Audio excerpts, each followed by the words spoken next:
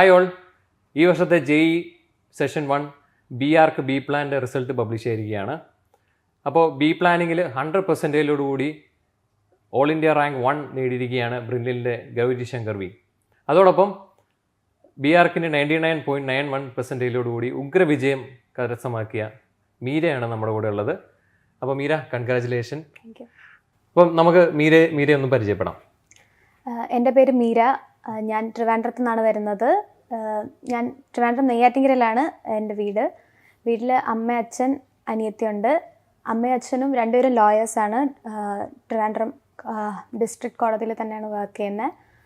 പിന്നെ ഞാൻ +2 വരെ ഡോക്ടർ ജിയ പബ്ലിക് സ്കൂൾ നെയ്യാറ്റിൻകരയിലാണ് പഠിച്ചത്. അതിനുശേഷം പിന്നെ ഇവിടെ റിപ്പീറ്റ് ചെയ്യാൻ വന്നു. അങ്ങനെ 1 ഇയർ ആയിട്ട് ഇപ്പോൾ ഇവിടെ നിൽക്കുകയാണ് ഹോസ്റ്റലിൽ.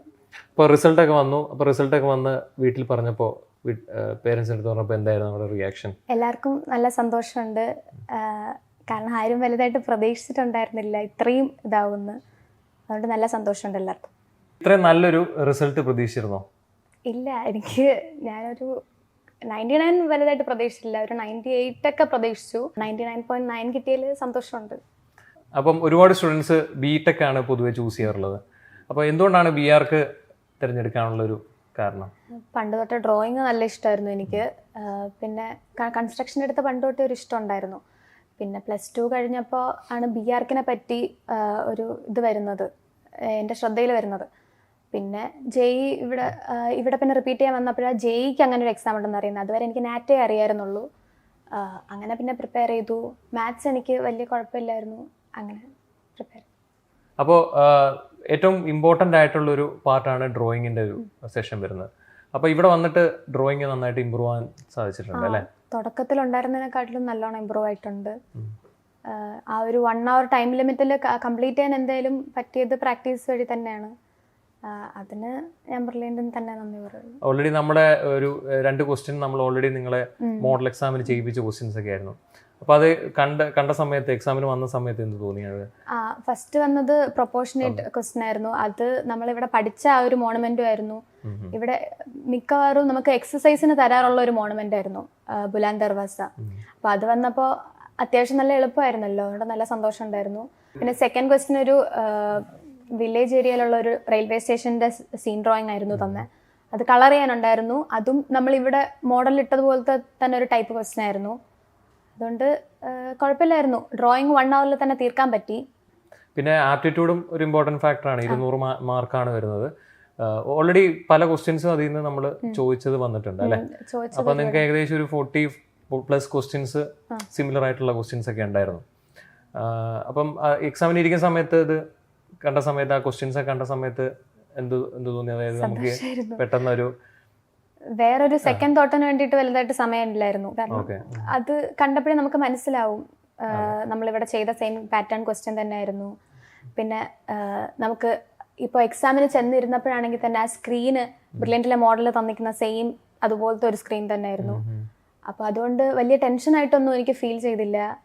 നല്ലായിരുന്നു. അതെ, നമ്മളിവിടെ മോക്ക് ടെസ്റ്റ് നടത്തുന്നത് ഓൾറെഡി ഈ JEE കണ്ടക്ട് ചെയ്യുന്ന ടൈപ്പ് അല്ലേ, കമ്പ്യൂട്ടർ ബേസ്ഡ് എക്സാം ആണ് നമ്മുടെ ലാബിൽ നടത്തുന്നത്. അപ്പം അത് ഹെൽപ്ഫുൾ ആയി അല്ലേ? ഓൾറെഡി നമ്മൾ അങ്ങനെ തന്നെയാണ് ഇവിടുത്തെ മോഡലും. അതെ. അപ്പം ആ ഒരു ആൻസൈറ്റി നമുക്ക് അത്രയും കുറയ്ക്കാനായിട്ട് പറ്റി. അപ്പം വീണ്ടും നമുക്ക് ബി പ്ലാനിങ്ങിലോട്ട് വരാം. അപ്പം ബി പ്ലാനിങ് എക്സ്ട്രാ ½ hour കിട്ടിയിട്ടുള്ളത്. ബി പ്ലാനിങ് നല്ല റാങ്ക് നേടിയിട്ടുണ്ട്. അപ്പോൾ ഇത് എങ്ങനെയുണ്ട്? ബി പ്ലാനിങ്ങിന്റെ ക്വസ്റ്റ്യൻസ് ഒക്കെ എങ്ങനെ ഉണ്ടായിരുന്നു? ബി പ്ലാനിങ്ങിന്റെ ക്വസ്റ്റ്യൻസും ഇവിടെ ഇട്ട മോഡലൊക്കെ പോലെ തന്നെ ആയിരുന്നു. കുറച്ച് മാപ്പിന്റെ റേഷ്യോസ് അതൊക്കെ സ്ഥിരം ഇവിടെ ഇടുന്ന ക്വസ്റ്റ്യൻ തന്നെ ആയിരുന്നു അവിടെയും. നമ്മൾ മാപ്പ് റീഡിങ്ങും കാര്യങ്ങളും സ്കെയിലും കാര്യങ്ങളൊക്കെ ഒരുപാട് ഇട്ടിട്ടുണ്ടായിരുന്നു. അപ്പം ഡ്രോയിങ്ങിന്റെ ആപ്റ്റിറ്റ്യൂഡിന്റെയും കാര്യം ഓൾറെഡി പറഞ്ഞു. ഡ്രോയിങ് നമ്മൾ ഡെയിലി നമ്മൾ ഡ്രോയിങ് നിങ്ങളെ കൊണ്ട് ചെയ്യുക, ആപ്റ്റിറ്റ്യൂഡും ഉണ്ട്. അപ്പോൾ ഇതിലേറ്റവും വേറൊരു ഫാക്ടറും കൂടെ ഉണ്ട് ഇമ്പോർട്ടൻ്റ് ആയിട്ടുള്ളത്, മാത്തമാറ്റിക്സ് ആണ്. അപ്പോൾ മാത്സിൽ എങ്ങനെയായിരുന്നു ഇവിടുന്ന് വന്നിട്ടുള്ള ഇമ്പ്രൂവ്മെന്റും കാര്യങ്ങളൊക്കെ? മാത്സിൽ ഞാൻ +2 വരെ മാത്സിൽ നല്ല ടൈം കൺസ്യൂം ചെയ്യുമായിരുന്നു. ഇവിടെ വന്നിട്ട് ഇവിടെ കൂടുതൽ മാത്സിനായിരുന്നു ഇമ്പോർട്ടൻസ് കൊടുത്തിട്ടുണ്ടായിരുന്നു. തുടക്കം മുതലേ നമ്മളത്തെ മാത്സ് ഇമ്പ്രൂവ് ആക്കാൻ അവർ പറയുമായിരുന്നു. പക്ഷെ അത് ശരിക്കും നല്ലോണം ഹെൽപ്ഫുൾ ആയിരുന്നു. കാരണം ബി ആർക്കിൻ്റെ ആ ഒരു എക്സാമിൽ മിക്കവരും മാത്സ് വലുതായിട്ട് ഇമ്പോർട്ടൻസ് കൊടുക്കാറില്ല. കുറച്ച് ക്വസ്റ്റ്യനേ ചെയ്യാറുള്ളൂ. പക്ഷെ ഇവിടെ മാത്സ് നമ്മൾ ഇമ്പോർട്ടൻസ് കൊടുത്തോണ്ട് തന്നെ അതിൻ്റെതായ ഒരു ഇത് മെറിറ്റ് നമുക്കുണ്ട്. എങ്ങനെയൊക്കെ നോക്കിയാലും ഒരു ബെനിഫിറ്റ് നമുക്കുണ്ട്. അപ്പം 1 ഇയർ റിപ്പീറ്റ് ചെയ്ത ഹോസ്റ്റലിൽ നിന്നിട്ടാണ് പഠിച്ചത് അല്ലേ? അപ്പം എങ്ങനെ ഉണ്ടായിരുന്നു ഹോസ്റ്റലിലെ ഒരു അറ്റ്മോസ്ഫിയറും എങ്ങനെ ഉണ്ടായിരുന്നു? നല്ല അറ്റ്മോസ്ഫിയറാണ്. നമുക്ക് പഠിക്കാൻ വേണ്ടിയിട്ട് തന്നെ അവർ ചെയ്തിരിക്കുന്ന ഒരു അറ്റ്മോസ്ഫിയർ തന്നെയാണ്. വാർഡനായാലും കുട്ടികളായാലും എല്ലാവരും നല്ല സപ്പോർട്ടീവ് ആയിരുന്നു. നമുക്ക് തളർന്നു പോകുന്ന ഒരു ഫീലൊന്നും വലുതായിട്ട് ഹോസ്റ്റലിൽ നിൽക്കുമ്പോൾ തോന്നില്ല. നല്ല സപ്പോർട്ടീവ് ആയിരുന്നു എല്ലാവരും. അപ്പോൾ ഇത്രയും നല്ലൊരു പെർസെൻറ്റേജ് നേടാൻ സാധിച്ചു. അപ്പോൾ ബ്രില്യൻ്റ് എന്ത് ഫാക്ടറാണ് അതിന് വേണ്ടിയിട്ട് ഹെൽപ്പ് ചെയ്തത്? നമുക്ക് നവംബറൊക്കെ ആയപ്പോഴത്തേക്ക് ഇവിടുത്തെ ടോപ്പിക് എല്ലാം കഴിഞ്ഞു, സിലബസ് കഴിഞ്ഞു. പിന്നെ അങ്ങോട്ട് ഫുൾ മോഡൽ എക്സാംസ് ആയിരുന്നു. അപ്പോൾ ഈ ഓരോ ആഴ്ചയും മോഡൽ എക്സാം ഉണ്ടാവും. 2 ആഴ്ചയിൽ ഒരു 3 മോഡൽ എക്സാം ഒക്കെ ചിലപ്പോൾ വരും. കറക്റ്റ് ഒരാഴ്ച ഗ്യാപ്പിലൊന്നും ആയിരിക്കില്ല. അപ്പോൾ ഓരോ മോഡൽ എക്സാമിനും ക്വസ്റ്റ്യൻ പേപ്പറും ആൻസർ കീയും നമുക്ക് പ്രിൻ്റ് ഔട്ട് എടുത്ത് തരും. അത് പോരാഞ്ഞിട്ട് ആപ്പിൽ നമുക്ക് റെക്കോർഡഡ് സൊല്യൂഷൻസ് വരും. ഫുൾ മാത്സിനായാലും ആപ്റ്റിറ്റ്യൂഡായാലും ഡ്രോയിങ്ങിൻ്റെ ആയാലും റെക്കോർഡഡ് സൊല്യൂഷൻസ് നമുക്കവർ 2 ദിവസത്തിനുള്ളിൽ തന്നെ ഇട്ട് തരും. നമുക്കത് റിവൈസ് ചെയ്ത് പഠിക്കാൻ പറ്റും. ഓക്കെ, അപ്പം സെഷൻ 2 വേണ്ടി പ്രിപ്പയർ ചെയ്യുകയാണ്. നല്ലൊരു റാങ്കിലോട്ട് എത്തുന്നതായിരിക്കും. എന്തായാലും 99.91% ഉണ്ട്. സെക്ഷൻ 2 നല്ലൊരു പെർസെൻറ്റേജ് കിട്ടുന്നതായിരിക്കും. അപ്പോൾ ഏത് കോളേജിലോട്ട് ആയിരിക്കും താല്പര്യം നല്ലൊരു റാങ്ക് കിട്ടിക്കഴിഞ്ഞാൽ? എനിക്ക് NIT കാലിക്കറ്റിൽ കയറാനാണ് ആഗ്രഹം. അവിടെ നിന്ന് പഠിക്കണം, എന്നിട്ട് നല്ലൊരു ആർക്കിടെക്റ്റ് ആവണം, പിന്നെ വർക്ക് ചെയ്യണം, അതൊക്കെയാണ് ആഗ്രഹം. അപ്പോൾ വരും വർഷങ്ങളിൽ എക്സാം എഴുതാൻ നിൽക്കുന്ന കുട്ടികളോട് മീരയ്ക്ക് എന്താണ് പറയാനുള്ളത്? ഇനി എക്സാം എഴുതുമ്പോൾ നമ്മൾ 1 ഇയർ എന്തായാലും ഇതിനു വേണ്ടി തന്നെ സ്പെൻഡ് ചെയ്യുകയാണല്ലോ. അപ്പോൾ 1 ഇയറിന് ആ ഒരു ടൈം പീരീഡിൽ തന്നെ ഡ്രോയിങ് നല്ലോണം ഇമ്പ്രൂവ് ആവും. സോ ഡ്രോയിങ് വലുതായിട്ട് നമ്മൾ ചെയ്യണം, ഡെയിലി എക്സസൈസ് ചെയ്യണം. എന്നാലും ബാക്കി ഉള്ളതിനും കൂടെ ഇമ്പോർട്ടൻസ് കൊടുക്കണം. ഡ്രോയിങ് മാത്രം വെച്ചുകൊണ്ടിരുന്നിട്ട് വലിയ കാര്യം ഉണ്ടാവില്ല. ആപ്റ്റിറ്റ്യൂഡ് നമ്മൾ നല്ലോണം നമ്മുടെ മെറ്റീരിയലും എല്ലാം സിലബസിലുള്ളതെല്ലാം ഒന്ന് കവർ ചെയ്ത് വരുമ്പോഴേ നമുക്ക് ഒരു ഐഡിയ കിട്ടും. വെർബൽ റീസണിങ് ആയാലും നോൺ വെർബൽ ആയാലും എല്ലാം നല്ല ഐഡിയ കിട്ടും. പിന്നെ മാത്സ് നമ്മൾ നല്ലോണം ഇമ്പോർട്ടൻസ് കൊടുത്ത് തന്നെ പഠിക്കണം, ഡെയിലി പഠിക്കണം.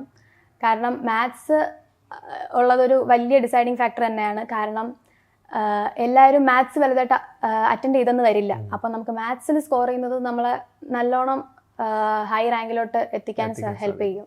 ഓക്കെ, അപ്പോൾ സെഷൻ 2 വേണ്ടി നന്നായിട്ട് പ്രിപ്പയർ ചെയ്യുക. അപ്പം എഗെയിൻ ഒരു കൺഗ്രാജുലേഷൻ. അപ്പം നല്ല ആർക്കിടെക്റ്റ് ആയിട്ട് വരട്ടെ എന്ന് പ്രാർത്ഥിക്കുന്നു. Okay, thank you so much.